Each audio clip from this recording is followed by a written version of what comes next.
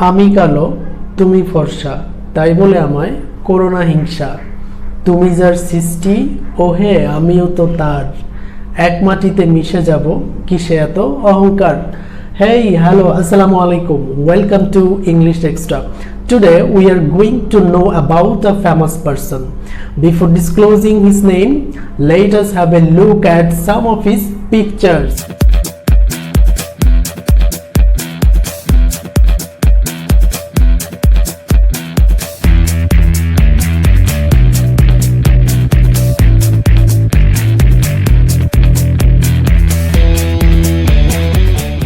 So some of you have already identified the man. Yes, he is Nelson Mandela, a man from South Africa. In South Africa, 80% people are from black community. And Nelson Mandela was the first black president in the history of South Africa. তিনি south আফ্রিকার ইতিহাসে প্রথম black president ছিলেন। Here black means নিগ্রো যে জাতি রয়েছে তারা। এবং তোমরা ছবি দেখে নিশ্চয়ই বুঝতে পেরেছো he was a man from black community. During his time তার সময়কালে 20% people were minority rulers. 80% people যেহেতু সেখানে ব্ল্যাক ছিল, বাট 20% পিপল যারা ছিল তারাই শাসন করত, তারাই রাজনৈতিক কর্মকাণ্ড পরিচালনা করত। বাট ডিফিটিং দেম, তাদেরকে পরাজিত করে he was the first black president, যেটা ওই সময়কার দিনে কল্পনাও করা ছিল তার জন্য অনেক দুরূহ ব্যাপার। But he was successful one. তার অনেক কষ্ট করতে হয়েছিল, অনেক ত্যাগ তিতিক্ষা স্বীকার করতে হয়েছিল। Well, he also visited Bangladesh in 1997। 1997 সালে তিনি বাংলাদেশে একবার ভিজিট করেছিলেন for the 25th anniversary of our independence. আমাদের স্বাধীনতা দিবসের 25তম বর্ষপূর্তি উপলক্ষে তিনি আমাদের দেশে এসেছিলেন। Now I will talk about his contributions. He guided South Africa কে, তিনি সাউথ আফ্রিকাকে গাইড করেছিলেন, পরিচালনা করেছিলেন from the apartheid system. That means সেই সময়কার বৈষম্য নীতি, অর্থাৎ রেসিজমটা খুব বেশি প্রচলিত ছিল, সাদা এবং কালো মানুষের মধ্যে যে বৈষম্য, হি ওয়ান্টেড টু রিমুভ ইট, এটা তিনি দূর করতে চেয়েছিলেন। এবং মাল্টি রেসিয়াল ডেমোক্রেসি প্রতিষ্ঠা করতে চেয়েছিলেন, বহু জাতিক গণতন্ত্র, অর্থাৎ সব জাতির মানুষ ধর্ম বর্ণ নির্বিশেষে সবাই সমান সুযোগ সুবিধা ভোগ করবে। He wanted to establish such kind of democracy, এমন একটা ডেমোক্রেসি তিনি সেখানে প্রতিষ্ঠা করতে চেয়েছিলেন। And finally, as I said earlier, যে তিনি সাকসেসফুল হয়েছিলেন। He was very much successful in his mission. Dear students, বাংলাদেশের রাজনৈতিক অঙ্গনে একটি কথা বেশ প্রচলিত রয়েছে, সেটি হচ্ছে জেল জীবন অতিবাহিত না করে কেউ খাঁটি রাজনীতিবিদ হতে পারে না। এই কথাটি নেলসন ম্যান্ডেলার ক্ষেত্রেও প্রযোজ্য, because he was behind the prison bar for 30 years। 30 বছর তিনি জেলে ছিলেন। কেন তাকে অ্যারেস্ট করা হয়েছিল? ক্যাপিটাল অফেন্স আনা হয়েছিল তার বিরুদ্ধে, যেহেতু তিনি সমঝোতার কথা বলতেন, সমতার কথা বলতেন, ডেমোক্রেসির কথা বলতেন, মাল্টিরেসিয়াল ডেমোক্রেসি প্রতিষ্ঠা করতে চেয়েছিলেন। তো সেই সময় যারা রুলার ছিল তারা ছিল ফ্রম হোয়াইট কমিউনিটি, সাদা লোক, এবং তার বিরুদ্ধে ক্যাপিটাল অফেন্স এনে তাকে in 1963 he was put to jail. 1963 সালে তাকে জেলে দেওয়া হয়েছিল এবং হি ওয়াজ দেয়ার আপ টু 1993। 1993 সাল পর্যন্ত তিনি জেল জীবন অতিবাহিত করেন।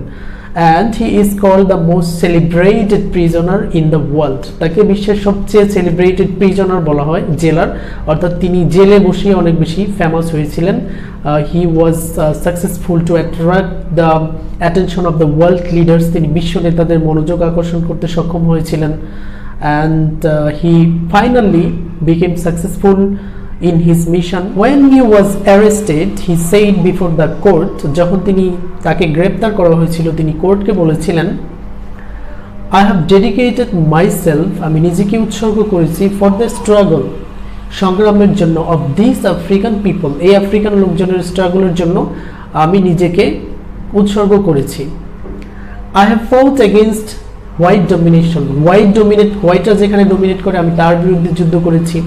have fought against black domination, ব্ল্যাকরা কম বেশি ছিল বাট হোয়াইটদের পাওয়ারটা ছিল বেশি। সো ব্ল্যাকরা যখন সুযোগ পেত তখন তারাও চেষ্টা করতো কিছুটা ডমিনেট করার, বিভিন্ন এলাকা ভিত্তিক যেখানে কালোরা বেশি বা কালোদের একটু প্রভাব থাকতো তারা সেখানে হোয়াইটদেরকে একটু ডমিনেট করার ট্রাই করতো। তো ম্যান্ডেলা বলেছেন যে আমি ব্ল্যাক ডমিনেশন, হোয়াইট ডমিনেশন আমি কোনোটাই চাই না, আমি দুইটার বিরুদ্ধেই যুদ্ধ করেছি। I have cherish the ideal, আমি সেই আইডিয়ালটাকে লালন করেছি। কিসের ideal? For a Democratic and free society, একটা গণতান্ত্রিক সমাজ এবং মুক্ত সমাজ থাকবে, ওয়ার যেখানে অল পিপল উইল লিভ, সবাই বসবাস করবে ইন হারমোনি, একেবারে সমঝোতার ভিত্তিতে শান্তি শৃঙ্খলার সাথে সুন্দরভাবে বসবাস করবে, উইথ ইকুয়াল অপরচুনিটিস, এবং সবাই সমান সুযোগ সুবিধা পাবে। কিছুদিন আগে তোমরা সবাই নিশ্চয়ই টেলিভিশনে দেখেছো যে জর্জ ফ্লয়েড হত্যাকাণ্ড, সেটা নিয়ে সবাই সব জায়গায় ইউরোপিয়ান কান্ট্রিগুলোতে অনেক আন্দোলন হয়েছে এবং ব্ল্যাক লাইফ ম্যাটার্স একটা স্লোগান হয়েছে। আসলে কালোরাও মানুষ, নিগ্রোরাও মানুষ। আমি যে শুরুতেই বলেছিলাম যে সবাই সমান, সবাইকে এক মাটিতে মিশে যেতে হবে। So there should be no difference, কোনো পার্থক্য থাকা উচিত না। And to establish this equality, এই সমতা, এই ইকুয়ালিটিটা, সমতাটা প্রতিষ্ঠা করার জন্য Nelson Mandela struggled all through his life, তার সমগ্র জীবন তিনি স্ট্রাগল করেছেন। He spend 30 years, almost 3 decades in the prison, তিনি জেলে কাটিয়েছেন 30 বছর। So he was a person of great sacrifice and he wanted to establish a society of multiracial democracy. Dear learners, now I will inform you about his achievements. In 1993, he was awarded the world's most prestigious prize, that is Nobel Prize. 1993 সালে তাকে Nobel পুরস্কার দেওয়া হয়েছিল। Do you know in how many sectors are Nobel Prize awarded? Nobel prize কতগুলো সেক্টরে দেওয়া হয়? In 6 sectors, 6টা সেক্টরে নোবেল পুরস্কার দেওয়া হয়। So he was awarded Nobel prize in peace, শান্তির জন্য তাকে নোবেল পুরস্কার দেওয়া হয়েছিল।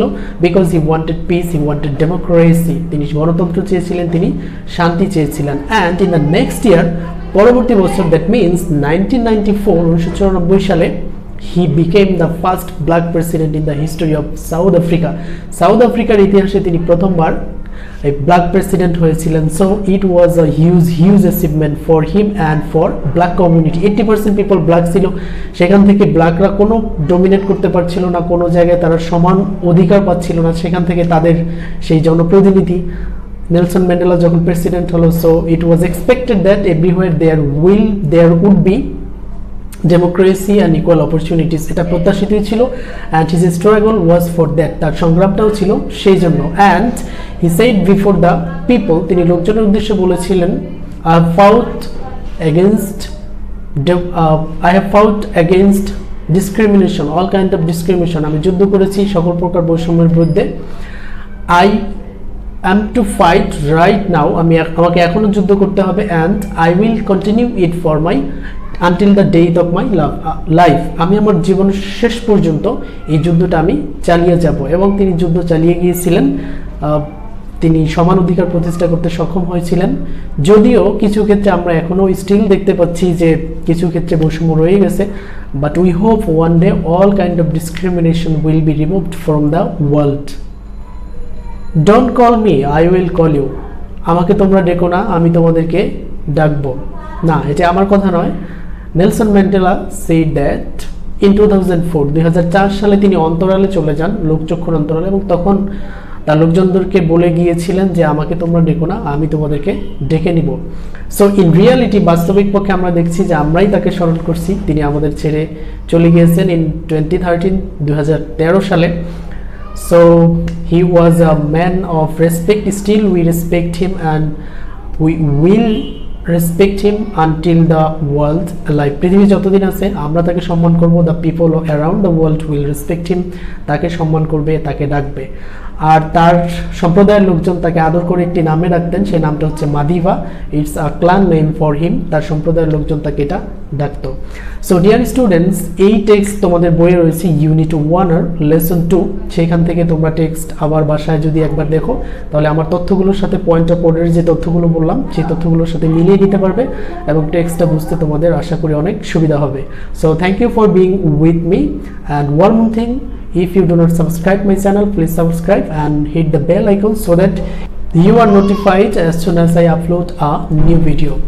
So hope to see you soon in the next class with another topic. Till then, take care. Allah Hafiz.